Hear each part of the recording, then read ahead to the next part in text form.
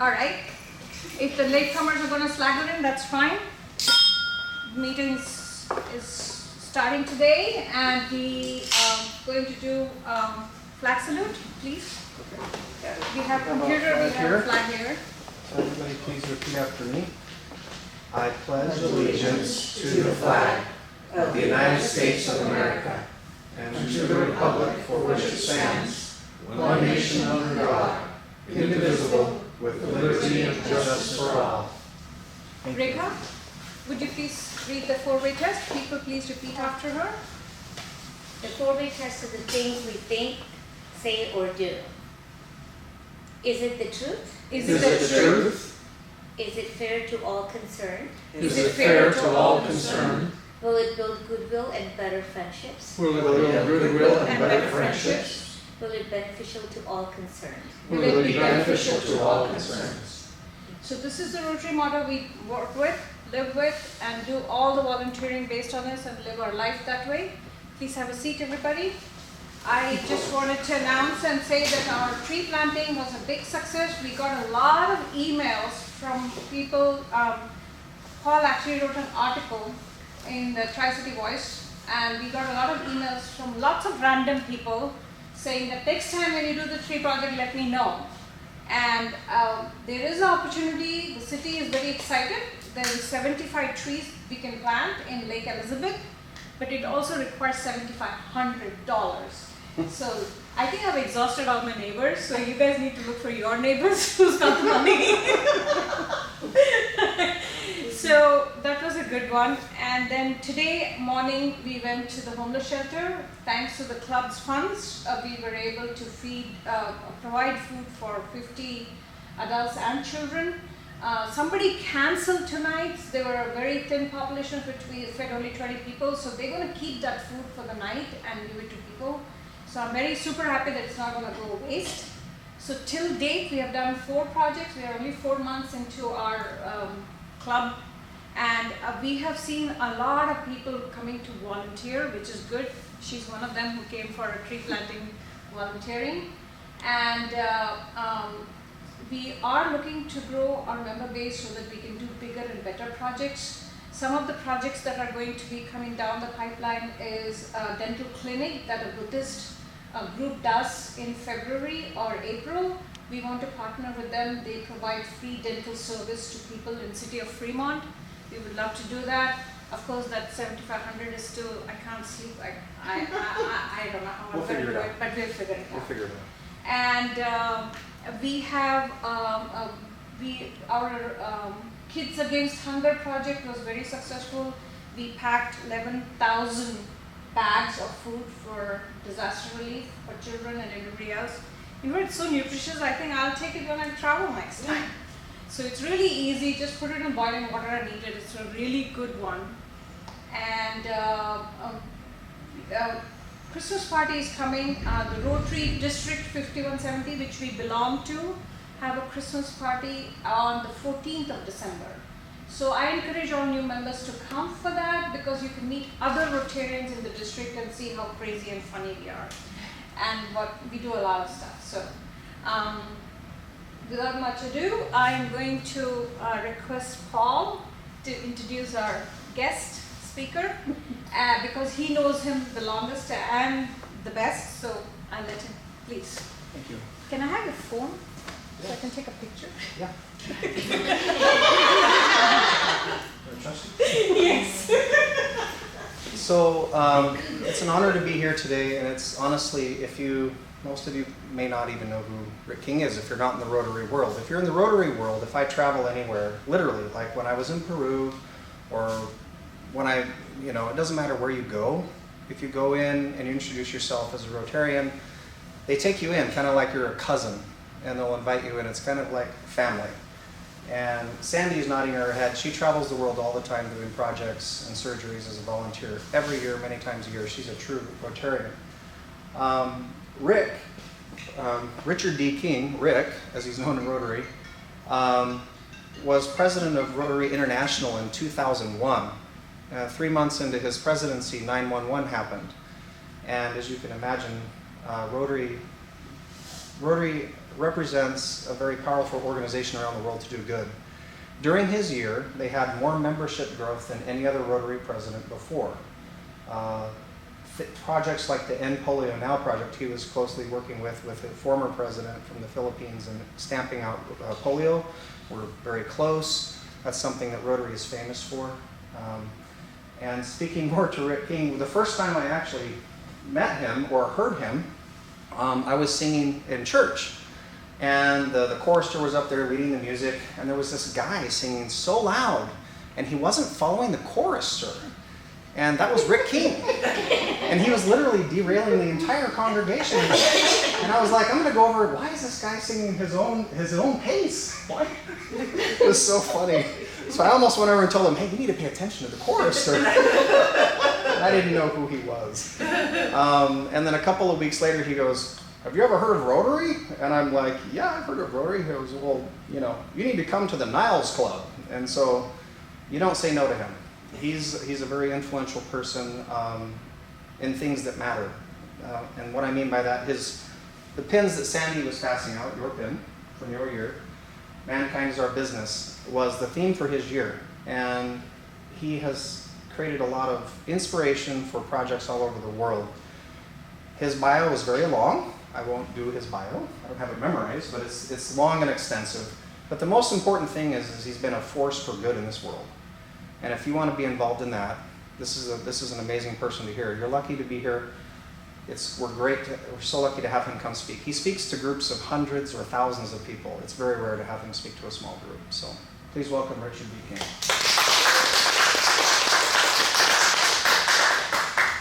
Since this is a sort of a family gathering, I'm going to remain seated if that's all right with you. Great idea.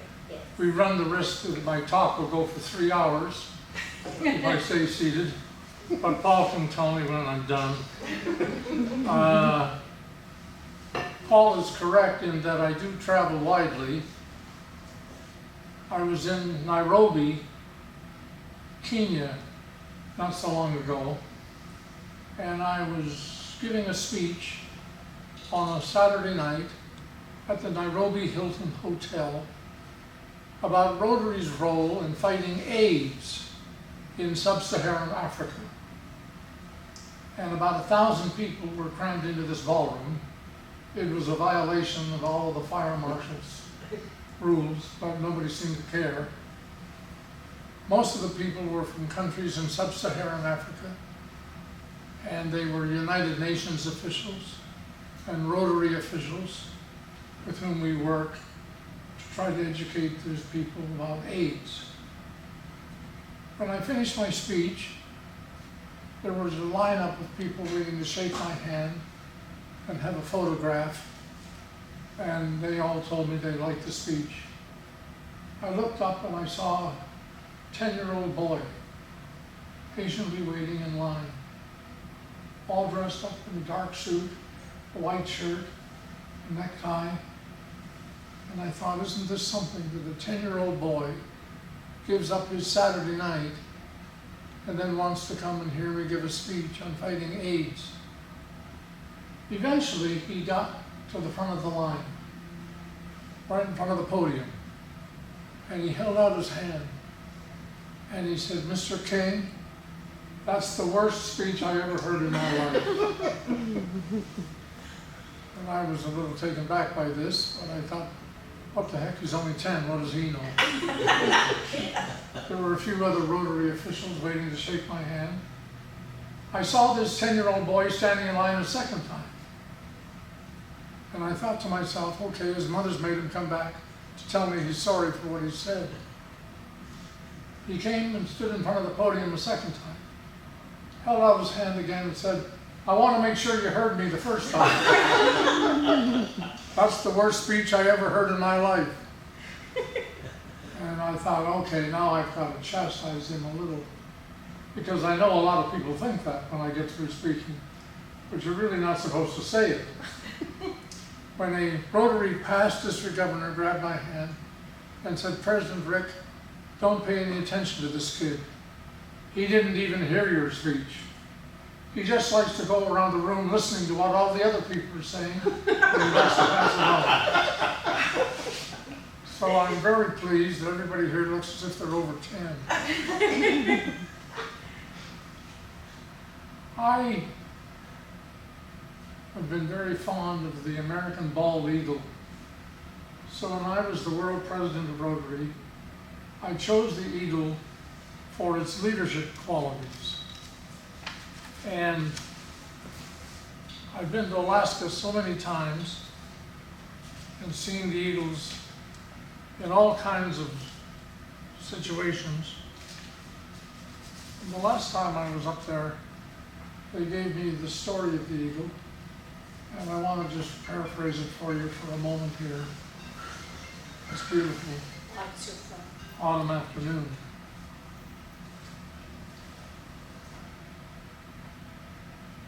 There are 3 reasons I'm very fond of the eagle in terms of leadership.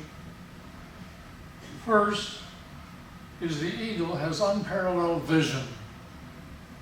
The eagle can see farther, sharper, than any other living species on Earth, including human beings. The eagle's eyesight is tremendous. And if you want to be a good leader in Rotary or any other organization, you have to have tremendous vision, the vision of an eagle. Second, the eagle is the only species that will fly on, continue to fly, so it gets where it wants to go, in the face of a storm. All other species will take shelter in a storm, including human beings. But the eagle will fly on no matter how hard the storm is, until it gets where it wants to go. Commitment. Third, the eagle is the only species, other than some human beings, that understands the necessity for change in order to make progress. The eagle has the longest lifespan of its species. It can live up to 70 human years. But to reach this age, the eagle must make a hard decision.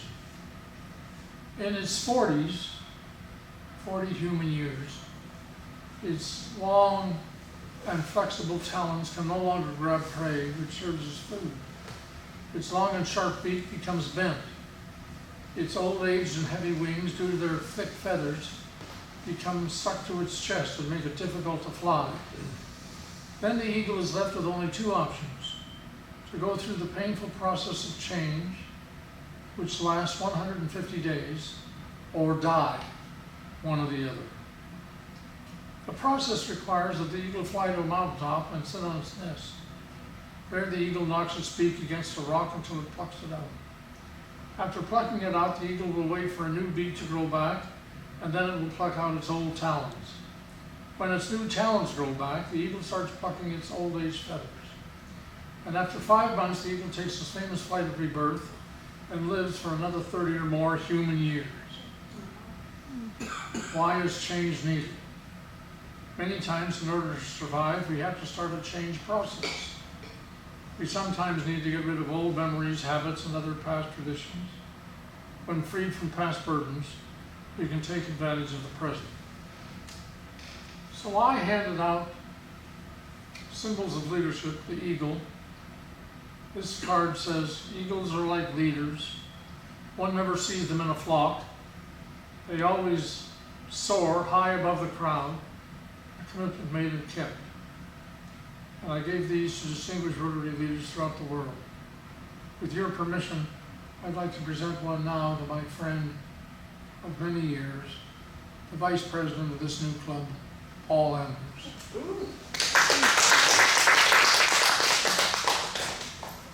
My wife designed this pin. It's the American bald eagle with a rotary wheel in its feathers. And we presented these to the wives of heads of state, queens,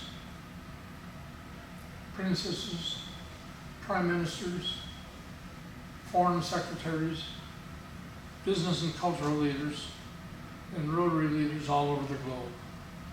And Sherry said, today, Make sure you give one to that wild President Gita.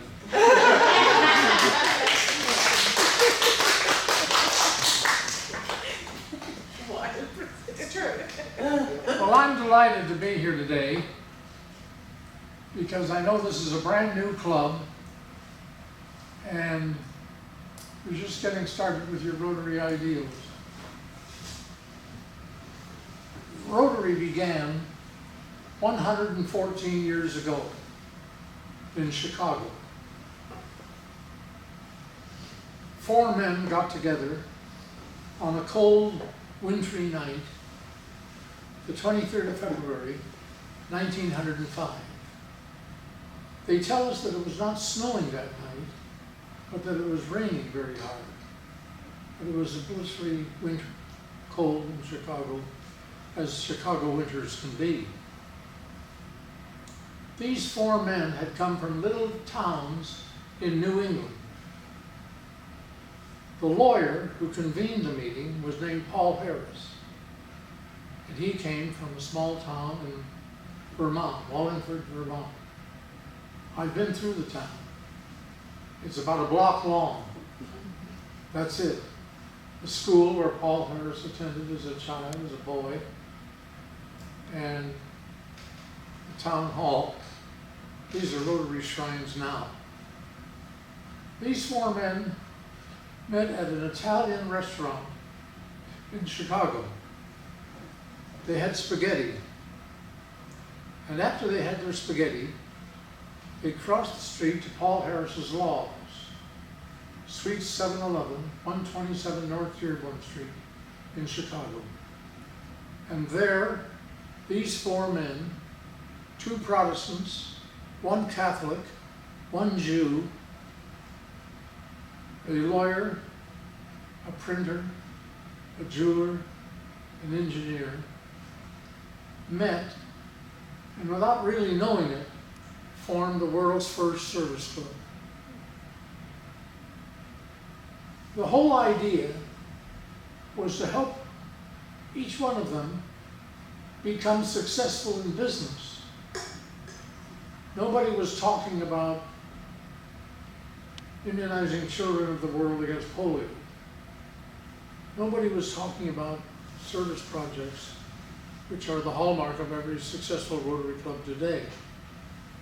They were talking about helping each other have friends and be successful in business. That was the whole reason they got together. Because they'd each grown up in small towns in New England. And they'd come to Chicago to make their fortune. Chicago was already getting to be a big city. And they missed the idea of being able to walk down Main Street and knowing firsthand the jeweler, the dry cleaner, the medical doctor, the dentist, the car dealer, all of the people who make up small town Americana. They didn't know that in Chicago because it was a very big, vast city already. So they wanted these kinds of friends. In order to have friends, they decided that they would meet together once a week. And the best way to be friends would be to meet in each other's homes or places of business. Because when you go into somebody's home and you meet the spouse, you meet the kids, you meet the dog, you see the bowling trophy, you see the pictures on the wall, you get acquainted with people in a way that you don't often get to do it when you go to a restaurant every week or a hotel room to have a meeting, which is how most Rotary clubs have to meet today. So they decided that they would rotate the meeting place to every member's house. There was only 4 of them on the first night. The next night there were 2 more. 6 of them had become part of this group. By the end of 1905, just 12 men belonged to this group. So there was room in most people's homes for the 12 of them to rotate their meeting place. Somebody said, toward the end of that first year, we ought to have a name for our club. Somebody else said, well, we're rotating the meeting place every week. As long as we're rotating, why don't we call ourselves the Rotary Club of Chicago? And that's how Rotary began. 1905, the first Rotary Club was the first service club in the world. Today there are big service clubs all over the world. 10 years after Rotary began, the Kiwanis clubs began. You may have heard of the Kiwanis. They are active in most communities in the United States. They are much, much smaller than Rotary. Kiwanis has about 200,000 members. Rotary has over 1,200,000.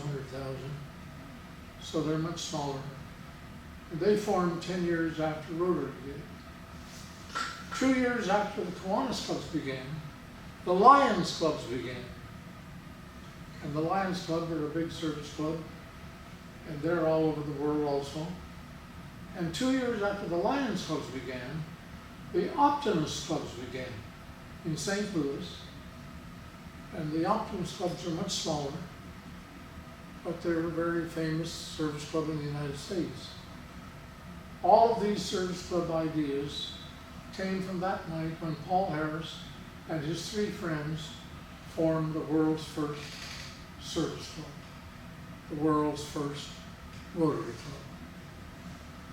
Today, this club becomes part of a vast organization. The most powerful, the wealthiest, the most prestigious, the most international, the most famous service club in the world. There are today some 37,000 Rotary clubs in well over 200 countries and geographical regions of the globe.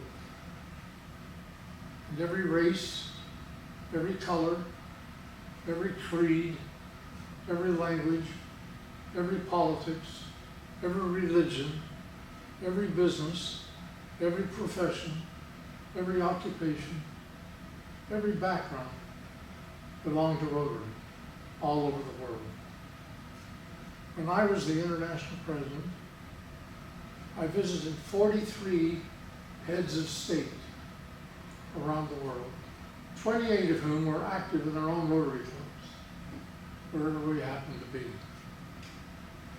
Rotary has vast influence today because so often the Prime Minister of a country is a Rotarian.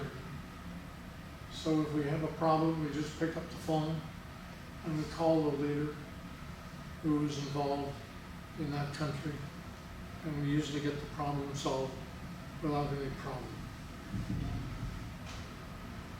Rotary is organized, structured, so that first there's a Rotarian, then there's a Rotary Club. Rotarians belong to a Rotary Club. The Rotary Clubs belong to a district. There are 537 districts around the world. Our district is 5170. The heart of our district is Silicon Valley. There are some 55 Rotary clubs in this district that we belong to right here. Every district then belongs to a zone. And we have 2 zones out here in the western United States: California, Hawaii, Alaska, Oregon, Washington, Idaho, Utah, Arizona, New Mexico, all belong to the western United States zones. And the zones, of course, make up the international structure of Rotary, which is headquartered in a big building, the tallest building in Evanston, Illinois, just north of Chicago, 1 block from Northwestern University. And the building is called One Rotary Center. And inside is a vast private United Nations, which is what Rotary is. And some 600 people work there, translating things every day into many different languages, transferring currency into many different kinds of money, organizing and supervising projects all over the world. Rotary is really two organizations on an international level. One is called Rotary International, which is the parent organization. All of our charitable work is done through the Rotary Foundation, which is a 501c3 tax structured charity. And it is rated one of the best 3 or 4 charities in the United States. Because every dime that somebody contributes to the Rotary Foundation is spent on charitable projects. We put the money away for 3 years, and the interest we gain on the money for 3 years is what is used for administrative expenses, so that the original contribution all goes to international projects that Rotary does all over the world. The Rotary Foundation deals with Polio Plus. We're immunizing children all over the world against polio. And all of the global grants that Rotary gets involved with. Gita has done some of these herself. I've been to India a dozen times and seen many of the projects in education, literacy, food distribution that we do in third world countries and in Asian countries on a major scale. Rotary International, on the other hand, deals with the administrative arm of Rotary, the training of leaders, Rotaract for young people, Interact, RILA, the Rotary Youth Leadership Awards. All of these kinds of administrative programs are dealt with by the Rotary International, which is a 501c4 organization, tax structure in the United States. Rotary International is governed by a board of directors, 17 members, plus the general secretary is an ex officio member, and the president-elect sit on the board. And these people govern Rotary International. I'm sorry you can't come in, we're having a Rotary meeting. She's got the pit. Sorry, okay.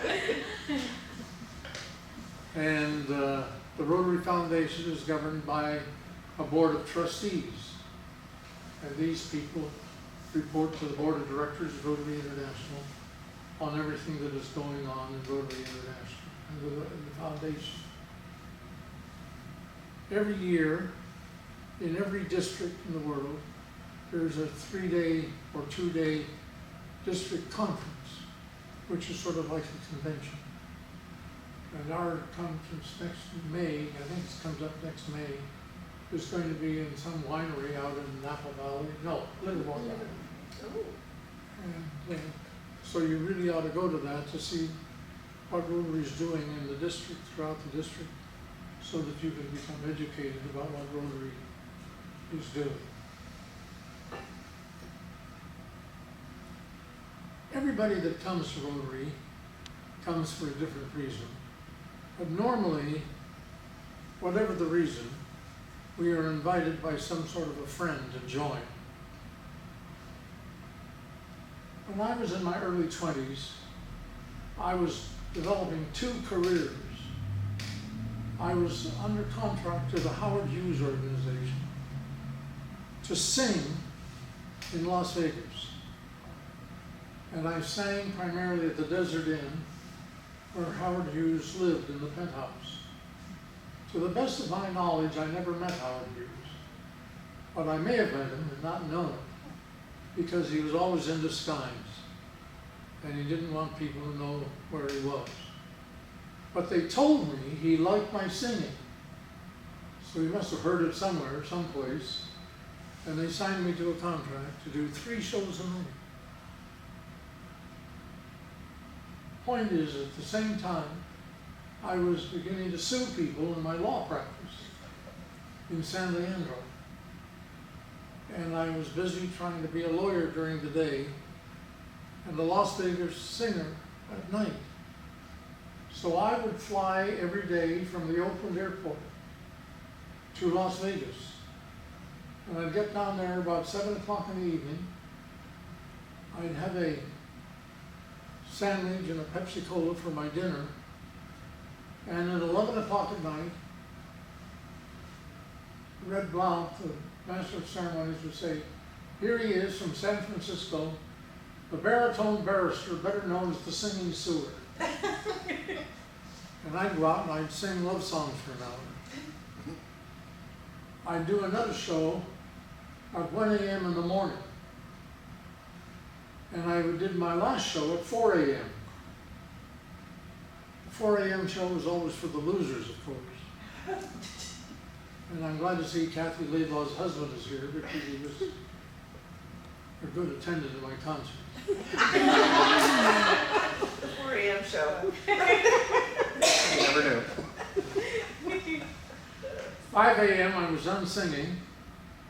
I'd go to my room, have another corned beef sandwich and a Pepsi Cola. I didn't know whether that was dinner or breakfast or what it was. And then I'd go to sleep for 3 or 4 hours. And at 11 a.m. I would be on a jet flying back to the Oakland airport.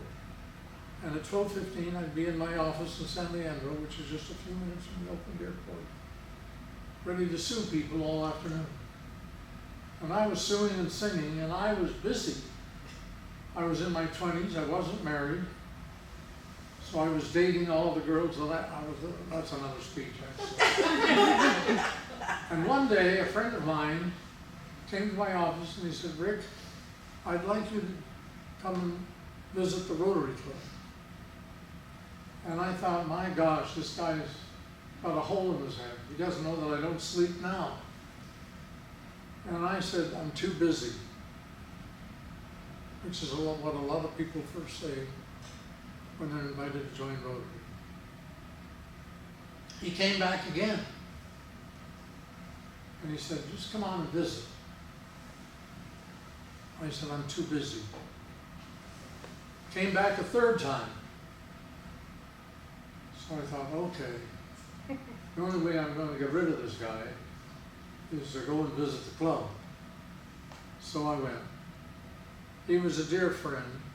He was my sponsor joining Rotary. And I liked everybody when I went and visited the club. It was a small club, just like this one. Everybody knew each other. And I enjoyed the fellowship and the camaraderie very much. They made it easy for me to join. They said, "Rick, we know you're busy, so if you just get here once every 3 months, we'll give you a perfect attendance pin at the end of the year." It's not applicable here. So I thought, well, I can handle that. And my dues were only $15 a year. That was a long time ago. Thank you. So I paid my $15 and I joined the club.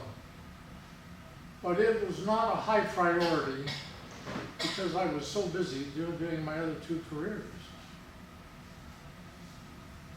About 6 months after I joined, I had been to the Rotary Club once or twice. I was invited to go to Rome in Italy to do a television taping. I'd never been to Italy before. I'd never been to Rome. I'd never been anywhere further than Las Vegas. And I remember my mother came to the airport to see me off. And she said, "Now son, when you get to Rome, remember, I want you to stay in a nice, safe, clean, cheap, first-class hotel." So I kissed her on the cheek and said, "Yes, mother dear." And off I flew to Rome. And we landed at Leonardo da Vinci Airport. And I was very excited. I went to my hotel, which had been reserved for me, showed them my little reservation slip. And the guy behind the counter said, "Sorry, senor, we have no room for you." I don't know what had happened to my reservation. Either they didn't make it, or they gave it to Gina Lola Brigida or somebody else when she showed up instead of me. But I didn't have any room at the hotel. So I thought, what am I going to do now? I don't know a word of Italian. I have no idea where to find a hotel. I was a young kid, wet behind the ears. I got in a taxi, and we're driving down the Via Veneto, one of the grand boulevards of the world. We came to a stoplight, and I looked over to my left, and here was a banner floating in the breeze in front of the Excelsior Hotel, one of the world's grand hotels. And the banner said, "The Rotary Club of Rome meets here today." And I thought to myself, Rotary Club? Rotary? I think I belong to that. I'm going in to make out. Now in those days, I didn't understand the difference between make up and make out. And I thought, these Roman Rotarians must have an exciting meeting if they're in there making out. I went into this ballroom. I've been back many times since, reliving the memory. I went into this ballroom, and here were 400 old men, all dressed in a dark suit and a white shirt. Every one of them dressed to the nines, most of them with white hair, and they were the Rotary Club of Rome, Italy. So I didn't know what else to do. I had been told that you could make up meetings at a Rotary Club, so I thought, well, I better learn how to do this. So I sat down next to a white-haired, aging, old, distinguished Rotarian Roman banker. And he looked at me, and I was still wearing my orange and brown plaid sport coat that I bought in Las Vegas. And he said, "I see you're an American." And I said, "Yes, I'm from California." He said, "I knew that." I thought, boy, this guy's smart. He already knows where I'm from. Of course, I was the only guy in the room in an orange and brown plaid sport coat. So he asked me how I was getting along in Rome. And I said, well, I got a problem. I've only been in Rome about an hour. And they gave me my hotel room. And he said, well, why don't you wait till the end of the meeting, and maybe I can help you. Well, I had nowhere else to go, so I had spaghetti with the rest of them. And when they cheered, I cheered. When they booed, I booed. When they stood up, I stood up. When they applauded, I applauded. When they sat down, I sat down. Not really knowing much of what I was doing, because of course it was all in Italian. At the end of the meeting, this Roman Rotarian picked up my luggage. He had to be 90 years old. Takes me through the lobby of the Excelsior Hotel, down the steps in front, to the longest, blackest, black limousine I'd ever seen in my life. And the chauffeur with a beanie on his head pops out and opens the back door and holds it open for me. I could smell the leather. The color TV was going. Frank Sinatra was singing. And I thought, I don't know what you have to do to own a car like this. But I knew back in my hometown it was illegal. So I got in this car, and this Roman banker got in the car with me. And the car locks went down. And I thought, Mamma mia. What's my mother going to say? I'm only in Rome an hour, and I'm connected somehow with the mafia, the way we go. We wound up at the Michelangelo Hotel. Marble pillars all over the place. Persian carpets on the floor.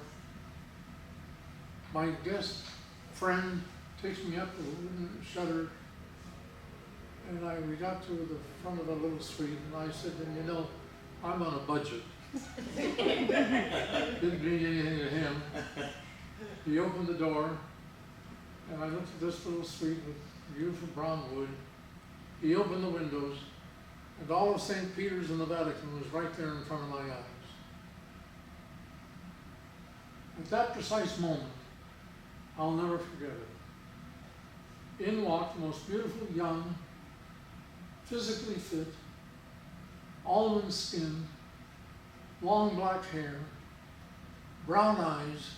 I don't remember all the details about her, but I remember a few. Woman in her early 20s. And she stood there and I thought, okay, I don't know who she is, but there goes the budget. My banker friend said, Rick, she is a student here at the American University in Rome, and she will be your guide. And for the next 3 days, we rode the Appian Way where Julius Caesar's legions came through this town. We dined in a restaurant where Sinatra was singing away. And we had Italian food everywhere we went. It was quite an experience.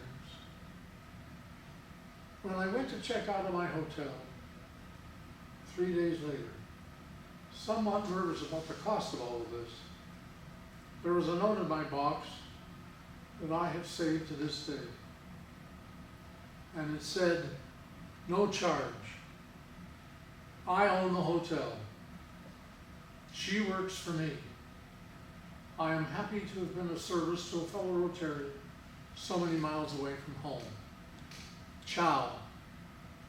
Which of course I thought was dinner.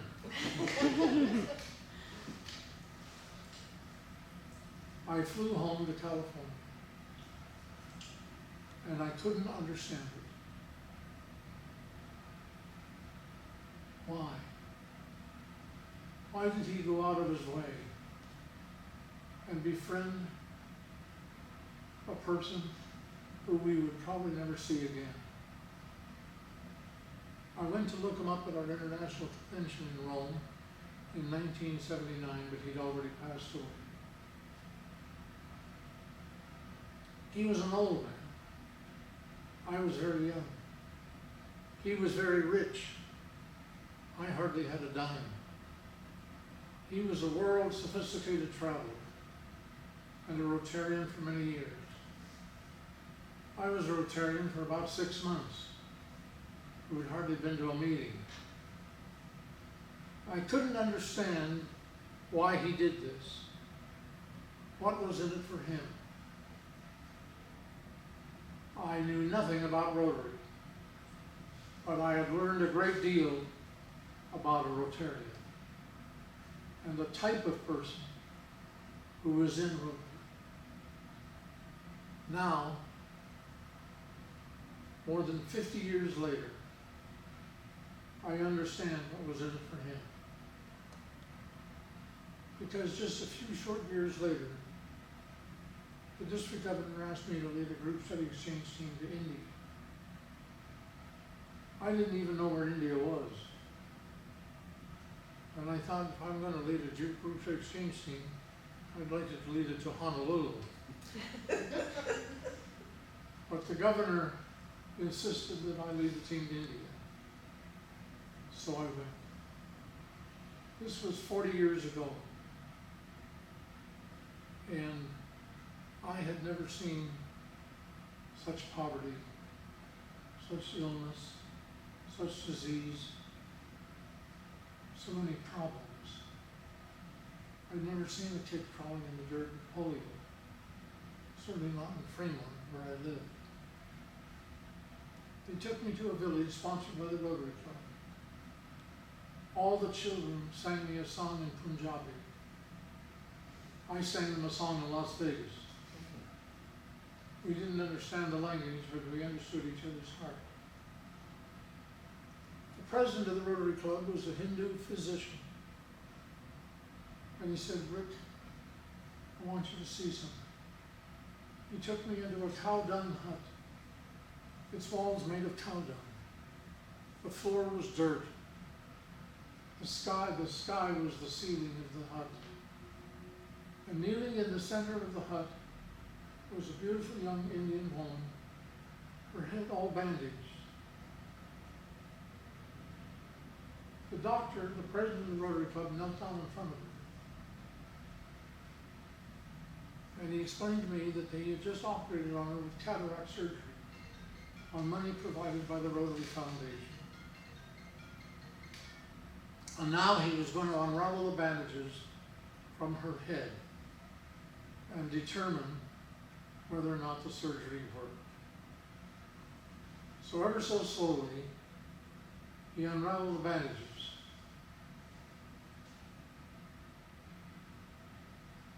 And in a moment, this woman opened her eyes. And for the first time in her life, she saw her own 3 children.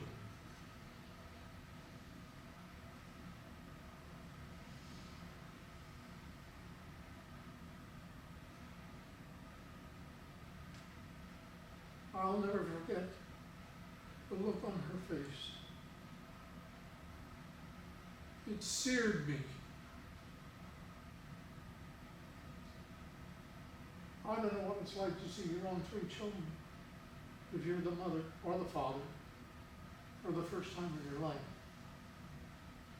But these kids ran to her, knocked her over in the church. And I crawled out of that hut, changed. She wasn't the only one who got vision that day. So did I. I began to see what it is about Rotary that makes it such a powerful organization. What it is that if you let it, we not only change the lives of other people, but somehow we change our own. That's why today Rotary is such a powerful, influential organization across the globe. And as you travel widely and you make up at different Rotary clubs, you will see the impact this organization has on humanity all over the world.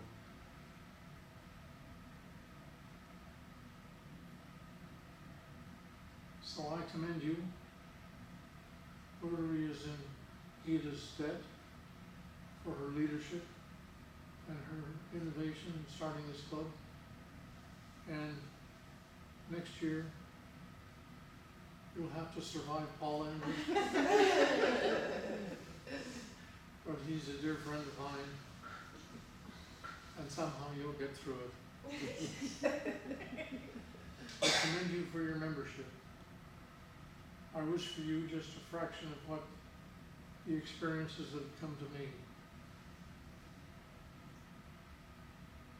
The second President of the United States, John Adams, said on one occasion, only 2 kinds of people ever really count in this world.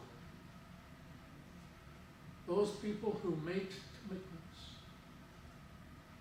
and those people who keep them. And we, you and I, who wear the Rotary wheel, are obligated to do both. Congratulations on your membership. Thank you for having me today, and God bless you.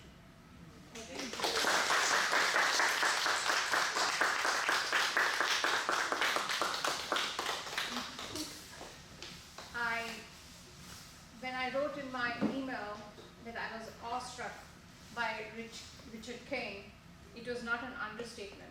It is sincerely when I see Rotarians who have been there for a long haul and they have done service to the world, it's a commitment. What he said is true, and I am truly committed because my motto is let's hurry and serve. People say, what's the hurry? But there is a hurry because fewer people are just waiting for us to serve. And Sandy Stabile travels worldwide doing cleft palate operations and other things that she does.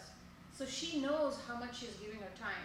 She gives her time, her money, her effort, and her heart into this. And Kathy and Paul have been longtime Rotarians. I want the new members to experience it. Whenever you travel, try going and seeing other Rotary Club members and see what they do. It's about world friendship. We are here locally to help and support each other, just like the Paul Harris people did. we should support each other to grow individually, not only individually, but also there's an opportunity to serve our own community where we live. There's plenty to do in this world. You just need to carve a little time of your life, commit it for some time, and do it. It's not about money all the time, it's about commitment and just physically being there to do stuff. So why do I believe in Rotary? I believe I've written many checks before in my life for nonprofit organizations. Writing a check is not doing voluntary work, trust me. Physically, there is a saying in Indian mythology or Hinduism, the 5 ways to give back. And Shramdan, meaning physically giving, is one of the topmost things that you do. Because that's time commitment, physically you believe in it, and trust me, the soul always gets it back. So I encourage newcomers who have come here to join our club, and I really thank Rick King for sharing his experiences. Even at this age, if the international president asks him to go somewhere to do something, he's more than willing to go and do it. That's the kind of commitment. 40 plus years he's been a Rotarian, he's done a fantastic job. We're very lucky to hear him today. He usually is sought out by, like Paul said in his introductory speech, this is a very small fire pit kind of talk he has done, which is fantastic, and I really appreciate it. Thank you so much. You've been a wonderful supporter of me when I was in a different club, but I saw that 21 of my friends who I kind of strong-armed them to join the club, they wanted something in the weekend so they can come and do some work. So hopefully we will be very successful. Just as Polaris has grown from 4 people to millions of people, hopefully we'll become a big club and make you proud. I'm sure you will. Thank you. Thank you. So we're a very small club, so token of our appreciation. Thank you. Let me get a photo of you guys. Okay, sorry. There we go. Yeah? Let's get a Fremont Bridge Rotary sign. There we go. Awesome. Thank you. Thank you, Sandy. Let me give it to you in the car. So hopefully Carrie will enjoy this.